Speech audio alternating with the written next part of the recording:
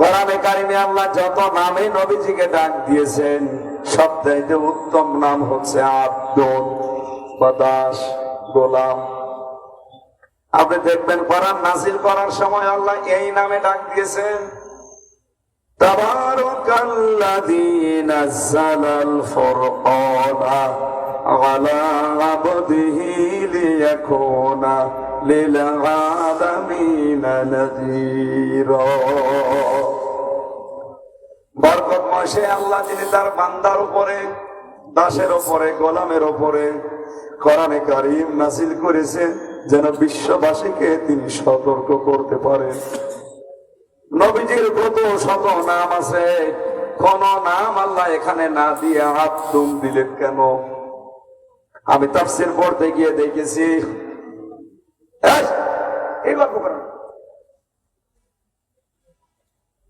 ফেলে রাখেন, কথা বোঝে না, শেষে যে এখানে গীবত করে, কি বুঝলাম না বুঝলাম।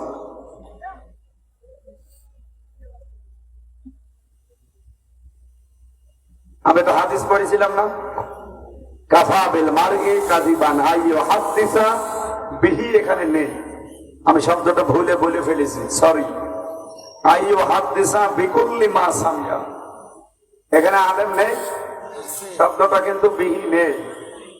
আমি যখন বললাম ওই সময় আপনারা কেন ভুল ধরলেন না? আমি তো এরকম আলেম চাই। আপনি যদি আলেম হয়ে থাকেন বলতে পারলেন না যে বিহি শব্দটা একটু বৃদ্ধি হয়ে গেছে, এটা অন্তত ঠিক করেন, এটা মিডিয়ায় চলে যাবেন। আপনি খালি এরকম বলবেন। আমি মাঝে মাঝে যদি ভুল করে ফেলি, কারণ আমার মাথা তো ওরা হ্যাং করে দিচ্ছে। পৃথিবীতে 4 জন মহিলাকে আল্লাহ সবচাইতে সুন্দর আকৃতি দিয়েছিলেন, আর 2 জন পুরুষকে আল্লাহ সবচাইতে সুন্দর আকৃতি দিয়েছিলেন। এখানে আলেমরা হয়তো আমার মনে হয় পুরুষের নাম বলতে পারবে, হযরতে ইউসুফ আলাইহিস সালাম আর মুহাম্মদুর রাসূলুল্লাহ সাল্লাল্লাহু আলাইহি ওয়াসাল্লাম। যে 4 জন মহিলার নাম আমরা ঐতিহাসিক ভাবে পেয়েছি, সবচাইতে সুন্দর করে আল্লাহ তাদের বানিয়েছিলেন। তার 1 নম্বরে আমাদের আদি মাতা হযরতে হাওয়া আলাইহিস সালাম। 2 নম্বরে আমি নাম পেয়েছি ইব্রাহিম নবী আলাইহিস সালামের প্রথম স্ত্রী হযরতে সারা। আমি কি সব বানাচ্ছি না?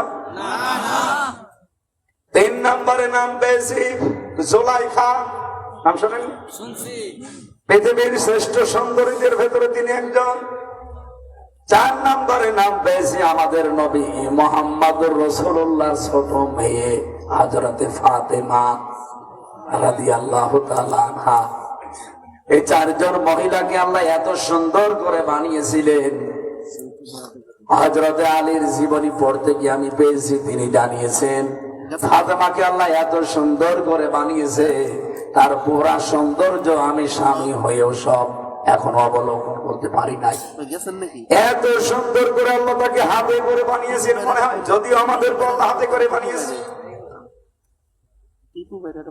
লাকাদ খালাকনাল ইনসানা ফি আহসানি তাকওয়িম। অবশ্যই আমি আল্লাহ পৃথিবীতে মানুষকে বানিয়েছি সবচাইতে সুন্দর আকৃতি দিয়ে। যদিও এই বডিটা বানিয়েছে ফেরেশতারা, এই আকৃতি যেটা, এই মুখমণ্ডল, এইটা আল্লাহ সরাসরি নিজের কুদরতি হাত দিয়ে বানিয়েছে। এটা পাবেন সূরা আলে ইমরানের 6 নম্বর আয়াতে, ওয়াল্লাযী ইউসাউবিরুকুম ফিল আরহামি কাইফা ইয়াশা। তিনি সে আল্লাহ যিনি তোমাদের মায়ের রেহেমের ভেতরে তোমাদের আকৃতি তৈরি করেন। তাহলে আকৃতিটা বানিয়েছে কে? আরো জোরে বলেন। আমি এভাবে হযরতে হাওয়া আলাইহিস সালামের উদাহরণ দিতে দিতে এক পর্যায়ে একটা যুগান্তর পত্রিকার একটা রিপোর্ট পেয়েছিলাম যে পৃথিবীতে এখন বিভিন্ন দেশে সুন্দরী প্রতিযোগিতা হয়। সে সমস্ত প্রতিযোগিতায় যারা এসে সব চাইতে নাকি সুন্দর, অথচ এদের চাইতে কোটি গুণে সুন্দর ছিলেন আমাদের আদি মাতা হাওয়া। কথা বলেন না কেন? জুলাইখা সবচাইতে সুন্দর মহিলাদের ভেতরে অন্যতম। তারপরেও পৃথিবীর শ্রেষ্ঠ পুরুষ যারা সুন্দর, নবীজি মুহাম্মদ রাসূলুল্লাহ এবং হযরতে ইউসুফ আলাইহিস সালাম। এত সুন্দর করে আল্লাহ তাকে বানিয়েছেন, তার চেহারা দেখে ওই জামানার মেয়েরা এটা বলতে বাধ্য হয়েছিল, ইন হাদা ইল্লা মালাকুম কারীম, এটা মানুষ না, এটা সম্মানিত ফেরেশতা। হযরতে আয়েশা বলেছিলেন, আয়াতের তাফসিরে পড়েছি, যদিও এটা হাদিসের ভাষায়ও আছে, তিনি বলেছিলেন মিশরের নারীরা ইউসুফ নবীর চেহারা দেখে যদি ফল কাটতে গিয়ে হাত কাটে ফেলো, তোমরা যদি আমার স্বামী মুহাম্মদ রাসূলুল্লাহর আসল চেহারা দেখতে পেতে, কোন ফাঁকে কলিজা কেটে ফেলতে টের পেতে না। পৃথিবীর শ্রেষ্ঠ পুরুষ সুন্দরের দিক থেকে আল্লাহ দুইজনের নাম বললাম, পৃথিবীতে চারজন মেয়ে লোকের নাম আমি যেহেতু পেয়েছি, তার ভেতরে হায়রা সাল্লামের চেহারার বর্ণনা করতে করতে এখন যাদেরকে আমরা সবচেয়ে বিশ্ব সুন্দরী বলে ডাকি, তাদের তালিকা পেলাম আমি। ইন্ডিয়ার কিছু নায়িকার নাম দিয়েছে দেখলাম, ওই যে রাশমিকা, এখান থেকে, এটা আমি মৌলভীবাজারে এক মাহফিলে উদাহরণ দিয়েছিলাম, সেখান থেকে আরম্ভ হয়ে গেছে আমার নাম এখন অনেকে বলে এ রাশমিকার স্বামী।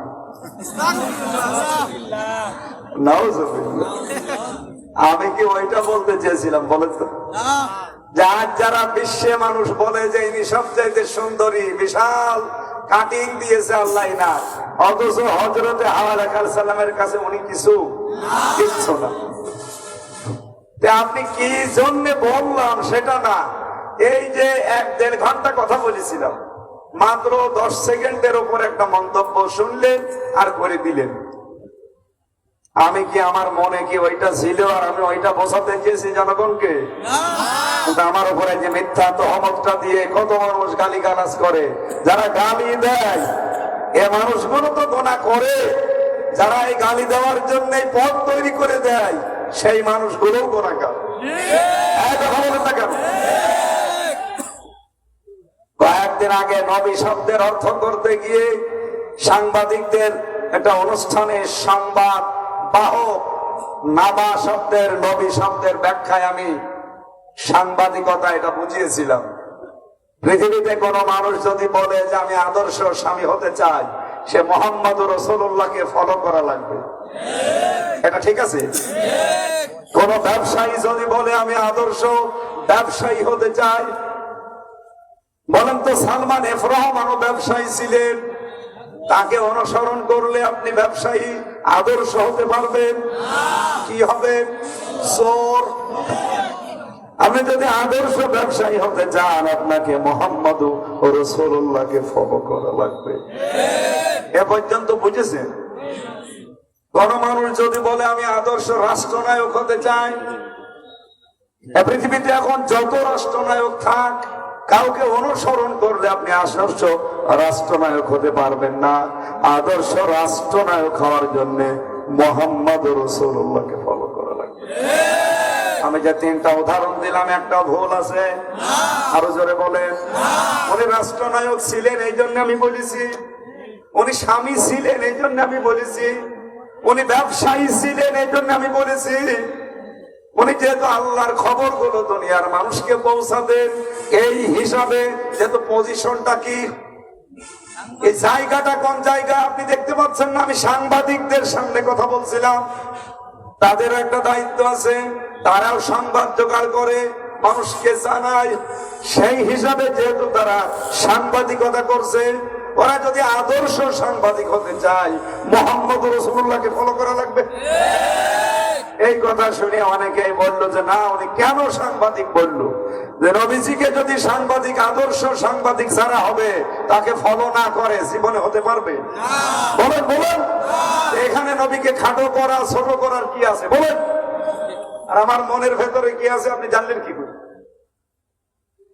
মানুষের কাজের ফলাফল নির্ভর করে ইন্নামাল আমালু বিন্নিয়াত, নিয়তের উপরে। আর কথা বলা লাগবে। আমি বলতে চেয়েছি কি, আমার মনে আছে কি, এটা আমি আর আমার আল্লাহ জানি। আপনি আগে নেই পরে নেই শুনেই বলে দিলেন এই শব্দ কেন বললো? তাহলে আপনি যদি বলেন যে সাংবাদিকতা যারা করছে তারা দুনিয়ার মানুষকে অনুসরণ করুক, পৃথিবীতে কেউ আদর্শ সাংবাদিক হতে পারবে? যা আছে আরো খারাপ হবে। আদর্শ সাংবাদিক হতে হলে আমি ওই দিন সূরা কলমের 4 নম্বর আয়াতের দলিলও দিয়েছি, ওয়া ইন্না লাকা লাআজরান গায়রা মামনুন। ইন্না আছে আর মাঝখানে লাকা, এরপর আবার লা আছে। যারা গ্রামার বোঝে জিজ্ঞাসা করেন দুইটা তাকিদ। আল্লাহ বলেন, হে নবী সংবাদ প্রচার করেন আপনি, আমার খবরগুলো আমি জানি আপনার কষ্ট হয়, কত বাধা আছে এই সংবাদ মানুষকে শোনাতে গেলে, আমার এই বার্তা মানুষকে দিতে গেলে বাধা আসে না? কথা বলেন না কেন? কত রকমের বাধার সম্মুখীন আপনি হন। আপনি একটা কথা শোনেন, ওয়া ইন্না লাকা লাআজরান গায়রা মামনুন, আপনাকে আমি নিরবিচ্ছিন্ন পুরস্কার দান করব। কারণ সংবাদ মানুষের কাছে পৌঁছানো এটাতে কত বড় কঠিন কাজ আমি আল্লাহ জানি। এই হিসাবে তাদের উদ্বুদ্ধ করতে গিয়ে বললাম, আপনারা যদি সত্যকে সত্য বলে তুলে ধরেন আর মিথ্যাকে মিথ্যা বলে জাতিকে জানান, আপনাদের পুরস্কার আল্লাহ দেবেন। এখানে ভুল কোন শব্দটা বলেন? আপনি আগে শুনলেন না পরে শুনলেন না? ওই দিন আমার কথা ছিল 6 মিনিট, 5 মিনিট 35 সেকেন্ড শোনেনি, মাত্র ওই 25 সেকেন্ড শুনেছি। শুনে আমারে অনেকে ফতোয়া দিল যে ও কাফের, এমনকি ওর মা বাবাও কাফের। আমার মা কয়েকদিন আগে আমারে বলছে যে কি করিস তোর জন্য আমাদেরও মানুষ কাফের বলে। একটা কথা হইল, বলেন তো যে পর্যন্ত বললাম আপনি একটাও ভুল ধরার মতো কথা আছে? যদি পুরাটা শুনতেন। আরে ভাই, এই কথা কালবেলা পত্রিকার ওরা রিপোর্ট করেছে। রিপোর্ট তো ওইভাবে ওরা করে যেন এদেশের আলেমরা জাতির কাছে কালার হয়। আমি এর আগে জেলে যাওয়ার পেছনে এই সাংবাদিকতা যারা করে, কিছু মানে চিটার বাটবার 2 নাম্বারি যারা, এরা আমাকে কালার করেছে। তার ভেতরে যুগান্তর একটা এমন এমন ভাবে হেডিং দেয়, মনে হয় যে ওই কাজ আমি করেছি। এই কাল বেলাটা আমার 6 মিনিট দেয়নি, মাত্র ওই 25 সেকেন্ডের হেডলাইন বানিয়েছে। কথা বলা যাবে, এমন হেডলাইন বানিয়ে দিয়েছে। ও ছাতা প্রথমে পড়ে আমারই কেমন লাগছে, মানুষ তো রাগ করবে, কিন্তু রাগ করার আগে দেখা লাগবে না যে লোকটাকে আসলে 25 সেকেন্ড কথা বললো নাকি আরো এর আগে পরে কিছু আছে। আগে পরে যদি শুনি কথা বলতেন তাহলে আমারে আপনি কাফের বলতেন না। এমনকি আমারে অনেকে বলছে ও জাহান্নামের কীট, আমি নাকি গাঁজা খাই, সারা জীবন গাঁজার বিরুদ্ধে বলি আর আমার এই গাঁজাখোর বানিয়ে দিল। বলেন তো, যে যেই কাজ করে না, কেউ যদি তার উপরে এই দোষ চাপিয়ে দেয় তাহলে এটা গীবত না, এটা তহমত। এই কথা বলেন না কেন? আর তহমত যারা করে তাদের প্রথম শাস্তি হচ্ছে, যেহেতু ওই দোষ ওই লোকটা করে না, আপনি জোর করে একটা জিনিস চাপিয়ে দিয়েছেন, আপনাকে আল্লাহ ওই দোষ তুমি আয় করাবে। সুতরাং সেই পীর আমাকে গাঁজাখোর, মদখোর, আরো বাকিটা বললাম না, এগুলো যারা বলেছেন, আমি তো জীবনে মদ খাইনি, গাঁজা খাইনি। আল্লাহর কসম, এই তহমত দেওয়ার কারণে আপনি যদি আমার কাছে মাফ না চান, হ্যাঁ আমার শব্দে মিস্টেক হলে আমি আল্লাহর কাছে মাফ চেয়েছি। আমি আল্লাহর কাছে তো মাফ চেয়েছি, জাতির কাছেও বলেছি বিভিন্ন মাহফিলে যে আমার সিরিপটান হয়ে যেতে পারে। আমাকে আশা করছে আল্লাহ মাফ করে দেবে, কিন্তু এই যে মিথ্যা তহমত লাগিয়ে আপনি কি করলেন? আপনি এখন যতদিন মদ না খাবেন, গাঁজা না খাবেন, জাহান্নামে না যাবেন, ততদিন আপনার নিস্তার নেই। কারণ যার কাছে যে অপরাধ করে, অপরাধ তার কাছে মাফ চাওয়া লাগে। এই কথা বলেন না কেন? আমাকে যারা জঙ্গি মামলা দিয়ে 3 বছর জেল খাটিয়েছে, এখন তারা জঙ্গি হিসাবে পালিয়ে বেড়াচ্ছে।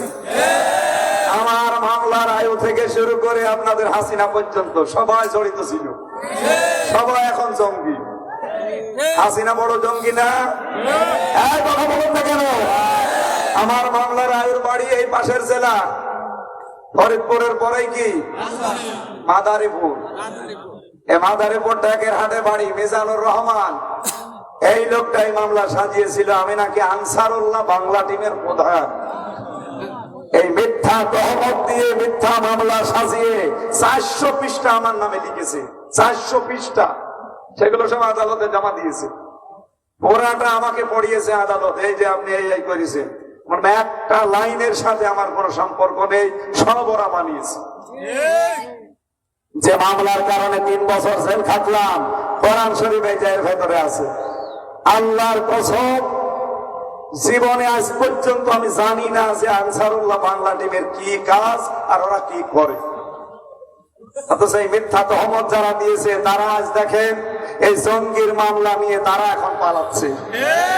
এই মিজানুর রহমান থেকে শুরু করে যতগুলো মানুষ রিমান্ডে আমারে কষ্ট দিয়েছে, সবগুলো এখন পালিয়ে পালিয়ে, ধরতে পারলেই তাদের নামে এই জঙ্গি মামলা তবে জেলে যাবে। তারা চাকরি তো হারিয়েছে।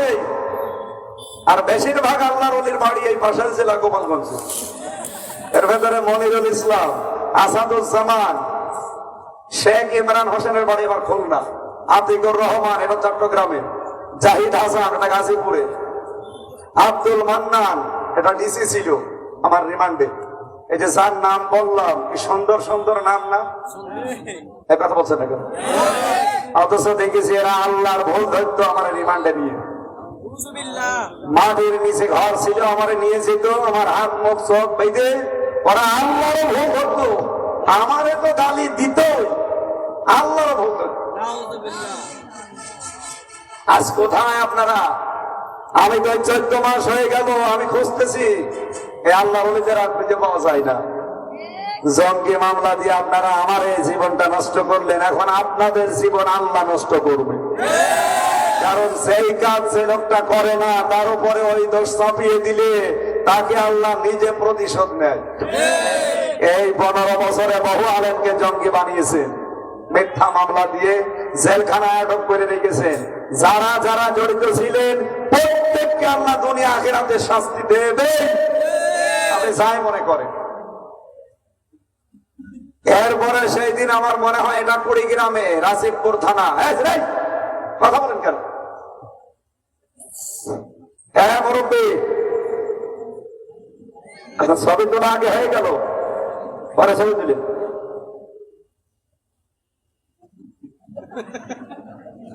এদিকে থাকেন ভাই।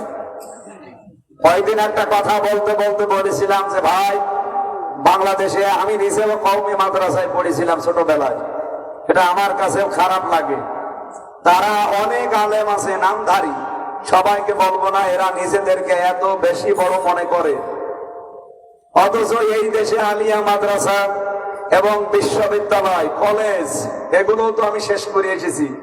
আমি আলিয়া মাদ্রাসায় দেখেছি বড় বড় গুলো, কলেজ বড় বড় গুলো, বিশ্ববিদ্যালয় বড় বড় গুলো। এই জায়গাগুলোতে গিয়ে এদের সাথে মিশে দেখলাম, এমনকি প্রশাসনে যে কয়েকজন আমার রিমান্ডে দায়িত্বে ছিল, আর আমার জেলার আর সোফা, একটা দেবদুলাল আর একটা সুব্রত বালা, এই লোকগুলো কওমি মাদ্রাসার আলেমকে আলেম না, ওদেরকে মানে জুতার মতো দাম দেয়। আমি নিজে দেখেছি। আমার রিমান্ডে প্রশ্ন করছে, এই পৃথিবীতে এখন নাম করা আলেম, নাম করা জ্ঞানী মানুষের নাম বলো তো। আমি প্রথমে নাম বলেছিলাম সরমনায় পীরে, ওই যে ফয়জুল করিম, যেটা এনার নাম বলেছিলাম। দ্বিতীয় নম্বরে বলেছিলাম মাওলানা মামুনুল হক। আমার দিকে একেবারে চোখ মোটা করে তাকিয়ে বলছে, নাম আর জানো না? জাকির নায়েকের নাম বলতে পারো না? ডক্টর মিজানুর রহমান আজহারির নাম বলতে পারো না? ওস্তাদ নবাব আলী খানের নাম বলতে পারো না? আমি জানি তারা জ্ঞানী মানুষ, কিন্তু এই যে 3 জনের নাম তারা বললো, এদের ভক্ত তারা তো এমনি হয়নি। তাদের লেকচার গুলো দেখবেন, অধিকাংশ যারা হায়ার এডুকেটেড তারা শোনে। আপনি পড়েন আরবিতে, উর্দুতে, ও কে বুঝবে? আলেমরা ছাড়াও ভাষা কে বুঝবে? আপনি বলেন। আপনি কি নিজেকে বলেন আমি হাম মারেঙ্গা দাম মারেঙ্গা, আপনাকে তো কুকুরের মতো দাম দেয় না। খালি নিজে নিজে বড় সাজলে হবে? আমি এইটা বোঝাতে যে বলেছিলাম যে সিলেবাস, এই বাংলাদেশের বহু শিক্ষা ব্যবস্থা আছে যেগুলোর সিলেবাস পরিবর্তন করা দরকার। কওমি মাদ্রাসা এই সিলেবাস গুলো পরিবর্তন করে আধুনিক ভাবে তৈরি করেন, আলিয়া মাদ্রাসায় তৈরি করেন আধুনিক ভাবে, স্কুল কলেজে 100 মার্কের কোরআন হাদিস দেন, এগুলোকে আমার বলা ভুল। অথচ কিছু কওমের আলেমরা না বুঝে আগে নেই পরে নেই, এই প্রথম মাঝখানে শব্দ শুনে উনি এমন এমন কথা আমার নামে বলে দিল। এই জন্য মিথ্যাবাদী হওয়ার জন্য কিন্তু যথেষ্ট এতটুকু, যা শোনেন তাই বলে, চিন্তা ভাবনা ছাড়া। এটা বাংলাদেশে যেহেতু সবচাইতে বেশি, এই জন্য হাদিসটা আমি প্রথমে পড়েছিলাম। আল্লাহ আমাকে সহ যারাই শুনছি তাদেরকে আমল করার তৌফিক দেন। তাহলে আমরা শুধুমাত্র মানুষ না, আমরা শুধুমাত্র আল্লাহর খলিফা না, আমাদের আর একটা পরিচয় আছে, আমরা কি? গোলাম। বলেন বলেন, প্রতিদিন এই গোলামির পরিচয় আল্লাহকে দেই, কিন্তু গোলামিটা আমাদের জীবনে নেই। কত মানুষ এই বাংলাদেশে আছে, তারা বলে আমি অমুক পীরের গোলাম। কথা বলে থাকেন। আমি যেই জায়গায় বসে আছি এই এলাকায় অনেক মানুষ আপনি পাবেন, তারা বলবে আমি অমুক বাবার গোলাম। মানুষ দেশে নেই, আপনি কোন কারণে বলবেন আমি অমুক পীরের গোলাম, বাবার গোলাম? আমরা রাসূলুল্লাহর গোলাম না, আমরা গোলাম কার? বলেন বলেন। অথচ আমি বহুবার ডক্টর ইনায়েতুল্লাহ আব্বাসী, যার নাম ডক্টর লিখে, অথচ উনি এই শব্দটা শিরিক করছে। ওনার নিজের মুখে আমি বহুবার শুনেছি, উনি নিজে বলে আমি রাসূলুল্লাহর গোলাম। আপনি কোন কারণে কথা বলেন, যুক্তি দিয়ে প্রমাণ করতে পারবেন রাসূলুল্লাহ গোলাম ছিল একজনের? আরো জোরে বলেন। আমি এটা বানাচ্ছি? শুধু রাসূলুল্লাহ না, পৃথিবীর যত সৃষ্টি সবাই একজনের গোলাম। ইন্নাল্লাযীনা তাদউনা মিন দুনিল্লাহি ইবাদুন আমসালুকুম ফাদউহুম ফালইস্তাজিবু লাকুম ইন কুনতুম সাদিকিন। এদিকে তাকান, সূরা আরাফের 198 নম্বর আয়াতে পাবেন আল্লাহ পাক বলেন, নিশ্চয় যারা আমি আল্লাহ বাদে অন্য কাউকে ডাকো তারাও কিন্তু আমি আল্লাহর আর একটা গোলাম। তোমরা যেমন আমি আল্লাহর বান্দা গোলাম, তারাও আমি আল্লাহর গোলাম। সুতরাং তাদেরকে যতই ডাকো ফালিয়াস্তাজিবু লাকুম, তারা কিন্তু সাড়া দেবে না। একটু দেখো, ইন কুনতুম সাদিকিন, যদি সত্যবাদী তোমরা হয়ে থাকো, একটু বাস্তবে পরীক্ষা করো। আয়াতের ব্যাখ্যা পড়তে গিয়ে দেখলাম সূরা 1073 নম্বর আয়াতটাই দেখবেন আপনারা, আল্লাহ পাক এত সুন্দর করে সাজিয়েছেন। এখানে আমি শুধুমাত্র মুসলমানদেরকে আজকে বলছি না, অন্য ধর্মের যারা আওয়াজ কানে যাচ্ছে, হিন্দু ভাইরা যদি শোনেন, খ্রিস্টানেরা যদি শোনেন, আমি সবাইকে আজকে বড় আবেগ নিয়ে কথাটা শোনাচ্ছি, আল্লাহর নিজের কথা। যশোরের এক অধ্যাপক বিসিএস ক্যাডার ছিলেন উনি, ওনার আমি বলেছিলাম যে স্যার আপনাকে মুসলমান হওয়ার জন্য আমি চাপ দেই না, বলিও না, কিন্তু আপনি আমার ধর্মীয় গ্রন্থ কোরআনে কারিমটা একটু বুঝে বুঝে পড়বেন। উনি 3 মাস কোরআন বাংলায় শুধু অর্থগুলো পড়ে, আমি যে আয়াত এখন পড়বো এই আয়াতটা উনি আমাকে শোনাচ্ছিলেন বাংলায়। উনি বলছে, মাওলানা আমি আয়াতটা পড়ে বুঝে আমি আর নিজের ধর্মে নেই, মুসলমান হয়ে গেছি। আমারও বিশ্বাস এ বাংলাদেশে অন্য ধর্মে যারা আছেন, সত্যি যদি সূরা হজের এই 73 নম্বর আয়াতটা একটু চিন্তা ভাবনা করে, আপনাকে আমি আরবিতে পড়তে বলছি না, আপনি বাংলায় পড়েন, ইংরেজিতে পড়েন, একটু যদি বুঝে বুঝে পড়তে পারেন, আপনার বিবেকই বলে দেবে পৃথিবীর কোন ধর্মেই থাকা ঠিক না, ইসলাম বাদ দিয়ে। এবার আমি একটু বাংলায় বলছি, আপনি একটু দেখেন তো, বিবেকটা কাজে লাগান। এই ওঠেন কেন, বসেন। ইয়া আইয়ুহান নাস দরিবা মাসালুন ফাসতামিউ লাহু, আল্লাহ বলেন, হে মানব মন্ডলী, দরিবা মাসালুন, একটা দৃষ্টান্ত পেশ করছি তোমাদের সামনে, ফাসতামিউলা, ভালো করে শুনবা। কে বলছে? নাকি আমি উদাহরণটা বানালাম? আল্লাহ বলেন, আমি দৃষ্টান্ত দিলাম, উপমা দিলাম, উদাহরণ দিলাম, খুব ভালো করে শুনবা এখান থেকে কিছু নেওয়ার জন্য। ইন্নাল্লাযীনা তাদউনা মিন দুনিল্লাহ, নিশ্চয় যারা আমি আল্লাহ বাদে অন্য যাদেরকে ডাকো, লা ইয়াখলুকু যুবাবা, তারা একটা মাছি তৈরি করতে পারছে না, পারবে না। ওয়ালা বিজতামাউনা, যদিও তারা সবাই একত্রিত হয়ে চেষ্টা করে।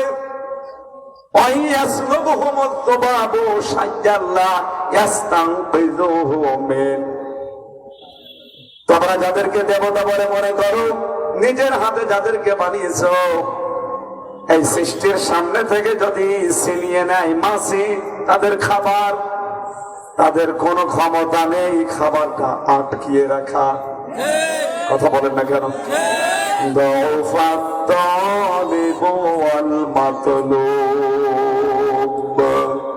আল্লাহ একটা আফসোস করছেন, কতই না দুর্বল যারা ডাকে এবং যাদেরকে ডাকা হয় তারা।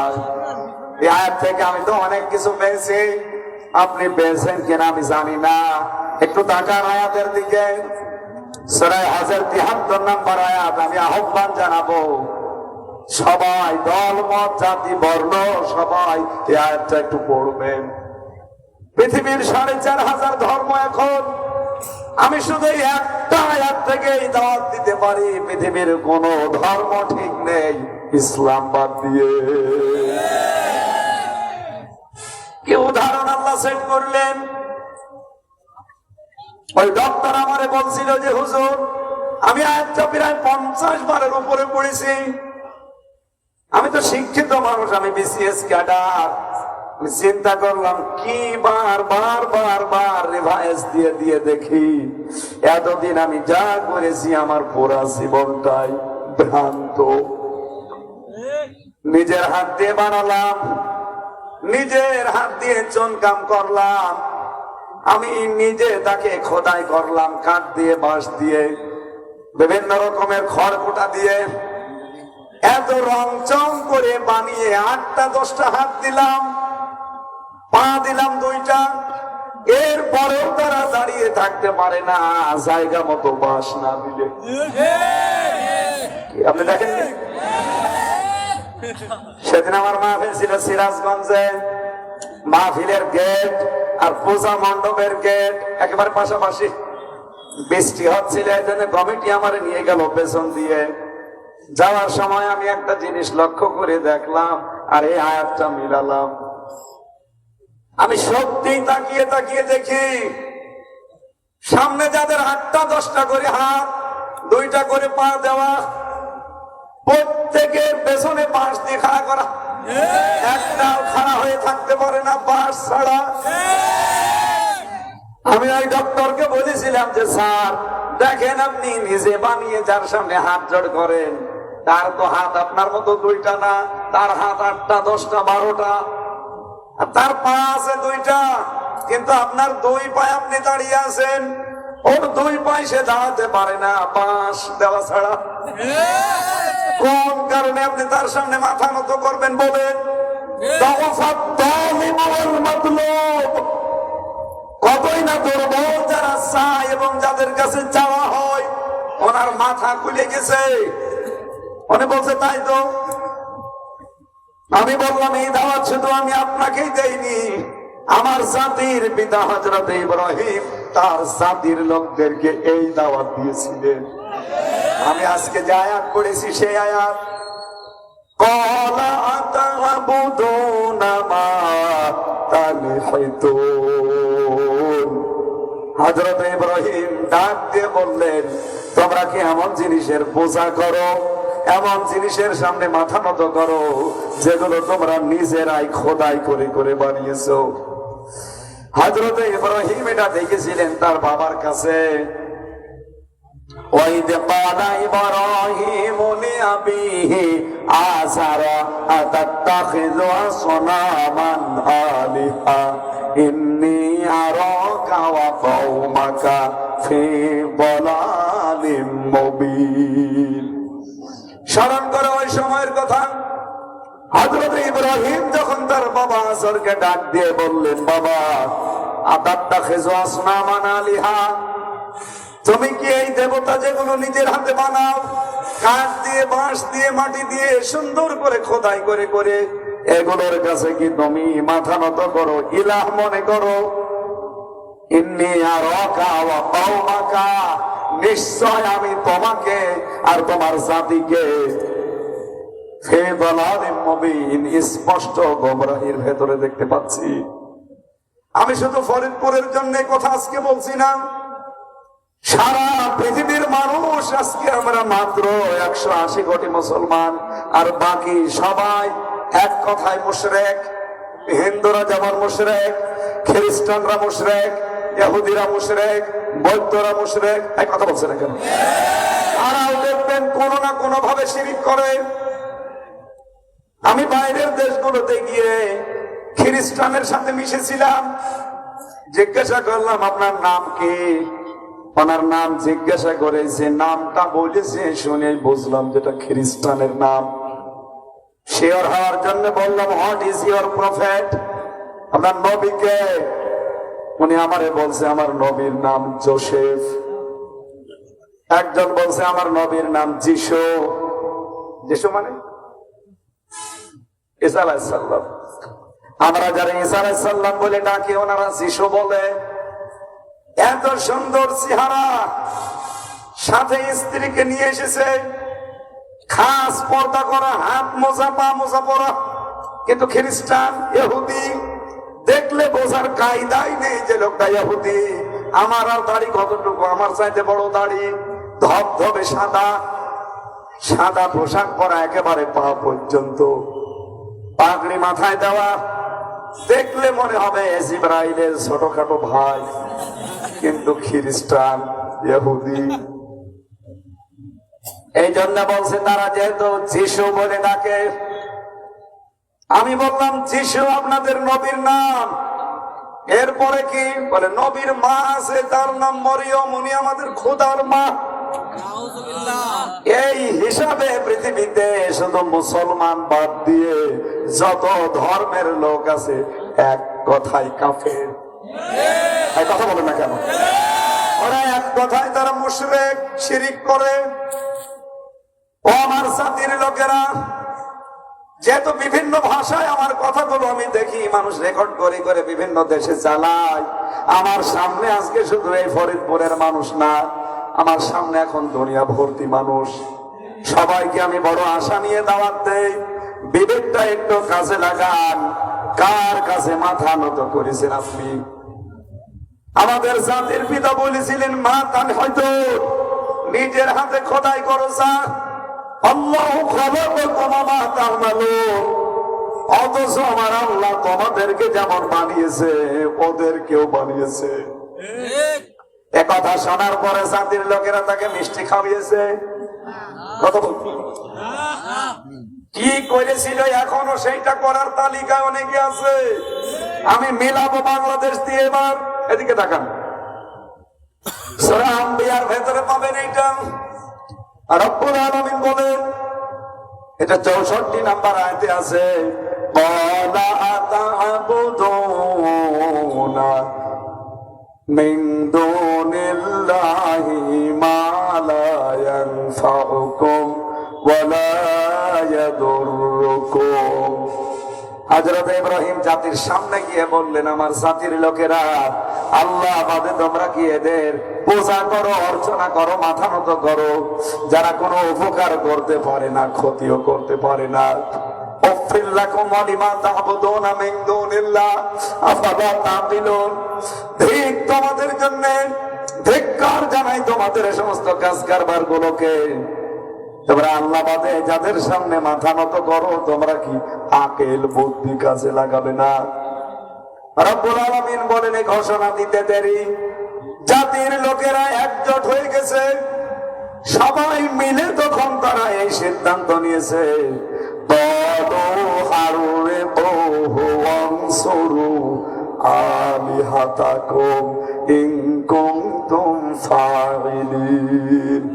ভালো করে মিলাবে। আমি শুধু বলার জন্য বলছি, শোনার জন্য শুনবেন না, এখানে কি নিবেন সেইটা বলার জন্য। হযরত ইব্রাহিম ওই জামানায় দাওয়াত দিয়েছিলেন, আমরা তার সন্তান হিসাবে এই জামানায় দাওয়াত দেই। কথা বলেন না কেন? হযরত ইব্রাহিম একেবারে সরাসরি মূর্তির নাম বলেছিলেন, দেবতার নাম বলেছিলেন, কারণ তিনি দেখতে পাচ্ছিলেন। আজ আমার এই মুসলমানের সমাজে হয়তো এভাবে আমরা মুসলমানেরা মূর্তি পূজা করি না, দেবতাকে দেবতা বলি না, কিন্তু এই জায়গায় আমরা অন্য কাউকে দেবতা বানিয়ে চালিয়ে দিয়েছি। কি সেটা? এইটা বলার জন্যই তো মাহফিলে আসা লাগে। জাতির লোকেরা বলেছিল,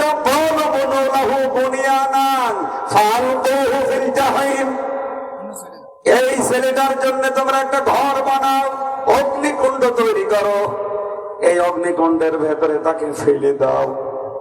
হযরত ইব্রাহিমকে তারা সর্বপ্রথম যে শাস্তি দিয়ে ধ্বংস করে দেওয়ার জন্য কায়দা কৌশল ষড়যন্ত্র করেছিল, তার নাম আগুনের কুণ্ডি। তারা বলেছে, একে জ্বালিয়ে দাও। যদি তোমাদের ইলাহকে সাহায্য সহযোগিতা করতে চাও, আমার প্রশ্ন এই জায়গায়, বলেন তো, হাজার হাজার বছর আগে ওই জাতির নেতা যারা, মোড়ল যারা, তারা বলেছিল ইব্রাহিমকে জ্বালিয়ে দাও যদি তোমাদের ইলাহকে সাহায্য করতে চাও। এখন আমাদের এই দেশে অনেক নমরুদের বাচ্চা আছে, তারা ইসলাম পন্থী মানুষদেরকে হয়তো এভাবে বলে না যে জ্বালিয়ে দাও, পুড়িয়ে দাও, কিন্তু এ কথা বলে এরা অমুক সালের অপরাধী। এমন এমন দোষ তাদের উপরে চাপিয়ে দেয় কেন? ওরা বলতে চায়, ইনকুনতুম ফাইলিন অনসুরু আলিহাতাকুম, যদি তোমাদের ইলাহকে সাহায্য করতে চাও তাহলে এরকম একটা কিছু করে দেখাও। আজ দেখেন, আমরা যারা কোরআনের পক্ষে কথা বলি, কত রকমের উল্টা পাল্টা নাম আমাদের আগে পরে ওরা লাগিয়ে দেয়। ওরা এই কথা মানুষকে বোঝাতে চায়, যদি দেশ বাঁচাতে চাও, যদি স্বাধীনতার চেতনা ঠিক রাখতে চাও, ওই মিথ্যা স্বাধীনতার কথা বলে বলে 2,30,000 সবগুলো বানানো। এটা যে আমি বলছি না, কর্নেল অলি সাহেব বলেছে এটা বানানো। কিছুদিন আগে একজন মানুষ মারা গেল, বদরুদ্দিন ওমর। এই লোকটার অনেকগুলো বই আমি পড়েছি। উনি ওনার বইয়ের ভেতরে কিছু কিছু কোটেশন দিয়েছে যে বাংলাদেশের এই মুক্তিযুদ্ধ নিয়ে যত রকমের বই লিখা, ইতিহাস লিখা, তার 100 ভাগের 90 ভাগ মিথ্যা। এটা কি আমার কথা? বলেন বলেন।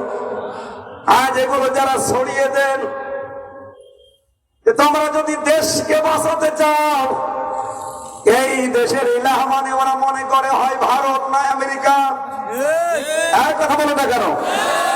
এদেরকে যদি খুশি রাখতে চাও তাহলে এই দেশে যেন চরমপন্থা মৌলবাদ মাথা ছাড়া দিয়ে উঠতে না পারে। কথা বলে নাই, কথা তো একই। হাজার হাজার বছর আগে নমরুদ যা বলতো, এখন অনেক নমরুদের বাচ্চা তাই বলছে। ভাষা শুধু পাল্টিয়েছে, কথা এক। ওরা ওই জামানায় বলতো, যদি ইব্রাহিমকে জ্বালিয়ে দাও তাহলে তোমাদের দেবতাকে সাহায্য করা হবে। আজও আমাদের দেশে ইসলাম যেন রাষ্ট্রীয় জায়গায় যেতে না পারে, অনেক নমরুদের, ফেরাউনের বাচ্চাকে তো বাতিলরা টার্গেট করেছে, অনেক আলেম নামে জালেমকেও টার্গেট করেছে। তাদেরকেও দিয়ে আজ ইসলামের বিপক্ষে ফতোয়া দেওয়া হচ্ছে। ওরা বোঝাতে চায় নামাজ, রোজা, হজ, যাকাত, দাড়ি, টুপি, এইটা ইসলাম। পরিবার, সমাজ, রাষ্ট্র, অর্থনীতি, রাজনীতি এটা চলবে, কিন্তু এটা ইসলাম না। এটা চলবে ভারতের কথায়, আমেরিকার কথায়। আপনি কিন্তু মুশরিক হয়ে মরবে। যারা দালালি আরম্ভ করেছেন, আপনারা কেন এই কথা 50-55 বছর আগের কথা কেন তুলে এনেছেন? আমরা সব বুঝতে পেরেছি। অনেকে জালেমদের কাছে কিছু সিট পাওয়ার জন্য, টাকা পাওয়ার জন্য পাগল হয়ে গেছে। একামতে দ্বীনের বিরুদ্ধে ফতোয়াবাজি করছে। আই কথা বলে না কেন? জামাত ইসলামী বাংলাদেশকে ভোট দেওয়া যাবে না, দেওয়া যাবে কারে সেই নামটা বলো দেখি, বলো। এই ভণ্ডামি করা বাদ দেওয়া লাগবে। বলে আমাদের আকীদা ঠিক নেই, আকীদা ঠিক নেই, বাদ দেওয়ার কথা। কিসের আকীদা? আমরা কোনদিন জীবনে বলেছি আল্লাহ দুইজন? কথা বলে না কেন? কোনদিন বলেছি মুহাম্মদ রাসূলুল্লাহর চরিত্র খারাপ? কোন কারণে আকীদার প্রশ্ন তোলে? বোঝেন আকীদা কি? এই ফরিদপুরের কৃতি সন্তান শহীদ মোল্লা কাদের মোল্লা, শহীদ আলী হাসান মুজাহিদ, আকীদা কারে বলে? এরকম দড়ি যদি গলার কাছে যেত টের পেতেন। খালি হালুয়া রুটি বান্ধ হয়েছে কিছু মনে হয় না। কাদের মোল্লার চিঠি পড়েছেন ওনার স্ত্রীর কাছে। একজন জেলে জীবনের শেষ দিন, আজকেই ফাঁসি হবে, স্ত্রীর কাছে যে ভাষায় চিঠি লিখেছে আমি তো পড়লে আমার কান্না চলে আসে।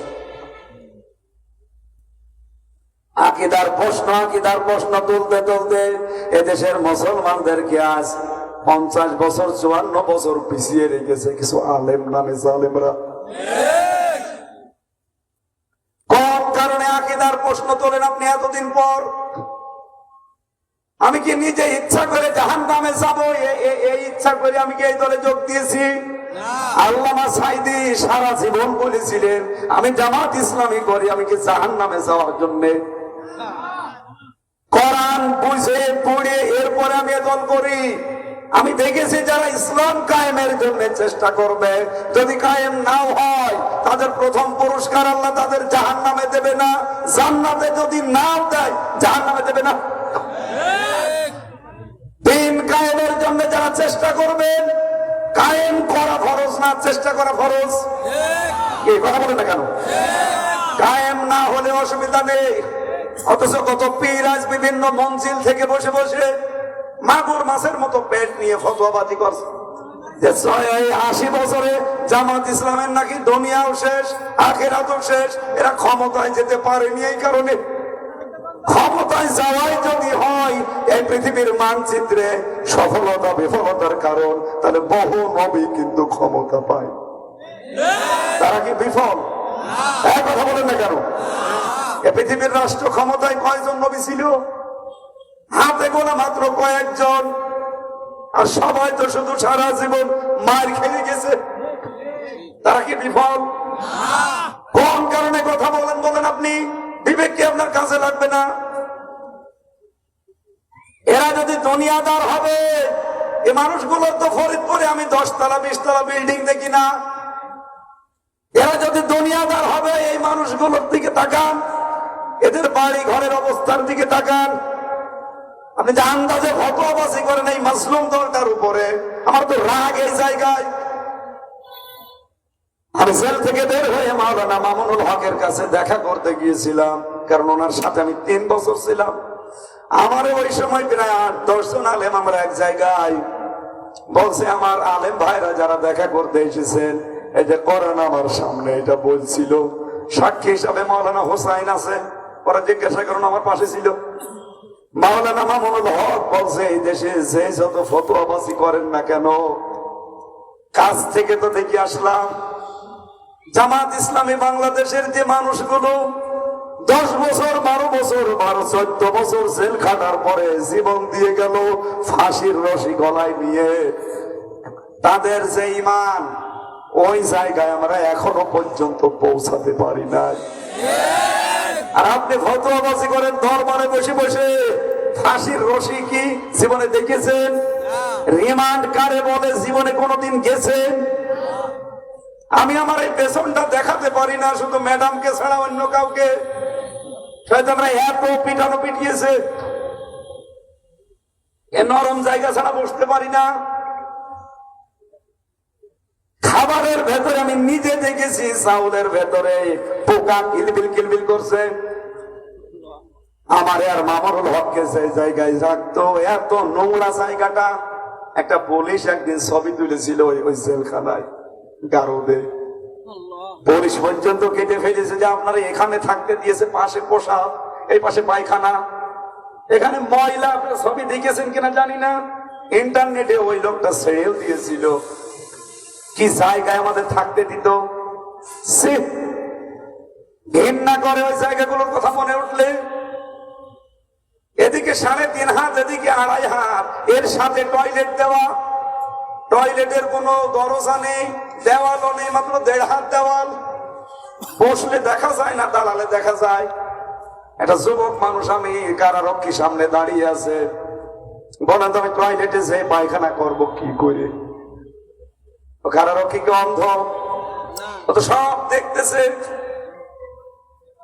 এই কঠিন পরিস্থিতিগত জীবনের উপর দিয়ে পার করলাম আমি জাহান্নামে যাওয়ার জন্য। এখন উম্মতের সবচেয়ে একটা বড় কাজ হচ্ছে তাদের ঐক্য তৈরি করা। আর এই জায়গায় দেখছি কিছু আলেম নামে জালেম, কিছু মুনাফিক টাকা পয়সা খেয়ে পাগল হয়ে গেছে ফতোয়া দিতে। সব প্রশ্নবাদ রাখে, আগে ইসলামটা এদেশে একটু কায়েম হোক। 54 বছর তো কম বেশি দেখলেন খালি জঙ্গির নাম পেয়েছেন, আর কি পেয়েছেন? ইসলামকে এবার জায়গা মতো দিতে দেন। এতদিন যারা জঙ্গি বলে আমাদের জেলে ভরেছে, আমরা তাদেরকে এবার জেলে ভরব।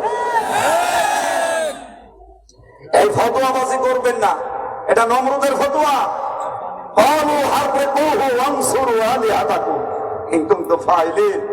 যদি কিছু করতে চাও ওকে পুড়িয়ে ফেলো। তোমার দেবতাদেরকে সাহায্য করতে চাইলে, এখন দেবতা হয়তো কোনো মূর্তি না, কিন্তু এই বাংলাদেশে বহু মুসলমান নামধারী আছে, ওরা দেবতা মনে করে হয় ইন্ডিয়াকে না আমেরিকাকে, এদের খুশি করার জন্য। কি রওশনের সাথ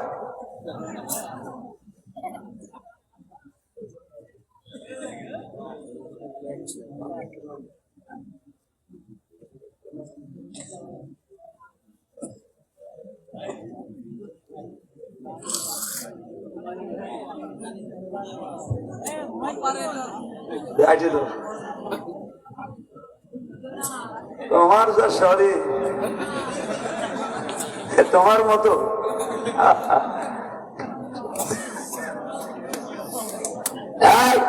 আমি হাসির জন্য বলি না, যা বোঝাতে চাই বুঝেছেন কিনা বলেন।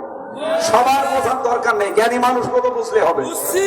আজ দেখেন ওরা হয়তো দেবতার কথা বলে না, ওরা মূর্তির কথা বলে না, কিন্তু ওরা মূর্তির জায়গায়, দেবতার জায়গায়, আল্লাহর জায়গায় এমন কাউকে বসিয়ে বলে চেতনার দোহাই দেয়, দেশের দোহাই দেয়, স্বাধীনতার দোহাই দেয়। স্বাধীনতা আমরা মানি না, আমরা মানি 24-এর স্বাধীনতা। হয় কথা বলেন না কেন? এই জন্য তো বারবার বলা হচ্ছে এই দেশ চলবে 24-এর চেতনা অনুযায়ী। 71-এর চেতনা অনুযায়ী যদি 53 বছর চলতে পারে, 24-এর চেতনা অনুযায়ী 24 মাস চলা যায় না? এই জন্য তো জুলাই সনদের আইনি ভিত্তি চাচ্ছি বারবার। এটা যদি না করা হয়, এই ফরিদপুরে যারা জীবন দিয়ে এই দেশটা আমাদের হাতে দিয়ে গেল, দেখেন জালেমরা আবার যদি ফিরে আসে, এদেরকে তখন স্বাধীনতা বিরোধী বানাবে, এদেরকে তখন রাজাকার বানাবে।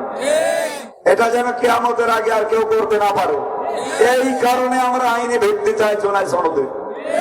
এই কথা বলেন না কেন? আল্লাহ রাব্বুল আলামিন বলেন, আমি ওই জামানায় একটা কাজ করেছিলাম, ওয়ারাদু বিহি কাইদান ফাজালনাহুমুল আসফালিন। ওরা যে ষড়যন্ত্রগুলো করেছে, আমি আল্লাহ ওদের মোকাবেলায় ওদেরকে আমি একেবারে নিম্নে নামিয়ে দিয়েছি। ইব্রাহিম আলাইহিস সালাম আগুনের ভেতরে, ফেরেশতারা এসেছিল সাহায্যের বিভিন্ন আবদার নিয়ে। উনি বলেছিলেন না, আমি অন্ধ আল্লাহর ইবাদত করি না, যিনি আমার চোখে দেখে না। উনি যদি চাই যে আমি আগুনে পুড়ে মরি যাই, ওই আল্লাহর খুশির জন্য আমি 100 ভাগ আগুনে পুড়তে মরতে রাজি আছি। আমার মনে হয় বাংলাদেশে এরকম ইব্রাহিমের সন্তান এখন অনেকেই তৈরি হয়ে গেছে। আপনি কি মনে করেন? এই যে মুফতি জসিমউদ্দিন রহমানী, এই লোকটা 11-12 বছর জেলের ভেতরে ছিল। আমি দেখেছিলাম আমার সামনের বিল্ডিং এ ওনাকে এত কষ্ট দিয়েছে। বিশাল এক ব্লকের ভেতরে 5 বছর একাধারে তালা লাগিয়ে রেখেছিল লোকটারে। অথচ একজন নাম করা আলেম, হাদিস বিশারদ, উনি বহু হাদিসের উপরে তার পাণ্ডিত্য। যদি এই বাংলাদেশে 20 জন হাদিস জানা মানুষ থাকে, উনি একজন, উনি শাইখুল হাদিস। কষ্ট দেওয়ার কারণ একটা, উনি বলেছিলেন এই জমিনে আমরা আল্লাহর আইন চাই।